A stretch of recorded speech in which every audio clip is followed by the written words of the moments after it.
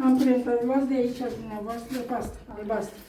Și mi le dați mie Tot bani. reglabil. Așa.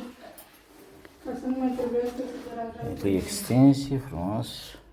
Dar deschis cineva frumos. Are praf, mizerie. Ia uite ce frumos e aici. Ia uite. Fain. Fain, fain. E vorba de meserie aici. E praf. Acolo n-ai treaba. Cu extensie, îmbrăcat zidul. Ia uite ușa aici frumoasă. Da. Ia de aici, alta. Și nemaipomenite. Ia. Cu deget. Ia.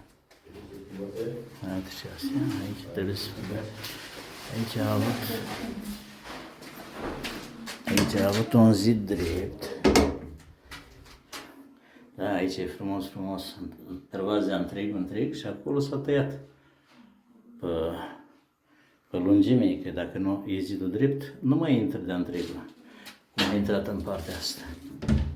Dar nu ai treabă cu ele. Frumos. Aici și aici. Doamna, ce faci acolo?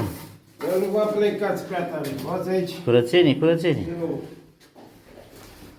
Nu. Aici e bucătăria. Vreau să-i explic la multă lume care nu-și dă seama. Unde merge pervazele, ramelele, așa, merg. Asta e uși cu toc reglabil. Așa. Aici a mers pervaz de întregul.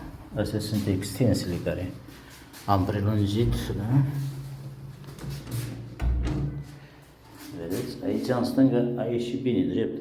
De întreg a intrat. Acolo frumos de întreg, în partea alta a avut zid drept. Și noi am tăiat pe lungime, vedeți, până jos. După zid, pana s-a tăiat. A ieșit belea, foarte frumos ești.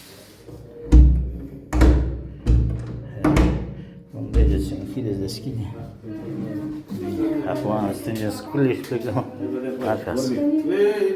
Da, neamare. Ia zi, mă. Uite câte scule trebuie. Da, doamna, ia spuneți.